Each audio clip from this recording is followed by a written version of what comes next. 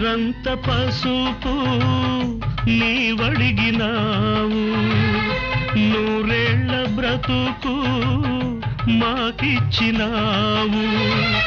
క్షణమొక్క రుణమై పెరిగింది బంధం, త్యాగాలమయమై సంసార బంధం. నీ చేయి తాకి చివురిల్చే చైత్రం, ఈ హస్తవాసే నాకుందనేస్తం. అనురాగ సూత్రం మా ఇంటిలోన మహాలక్ష్మి.